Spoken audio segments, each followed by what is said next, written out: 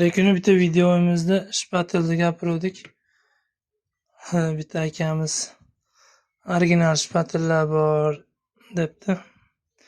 Bu original shpatillar endi bu original o'ta original emas. Originallari boshqacha. Endi bu shpatillarni o'zimiz yasab olamiz, to'g'rirog'i. Bozordan o'zimiz ustalardan shpatilni olib, tinovoy, paryaschilarga bu yasaladi.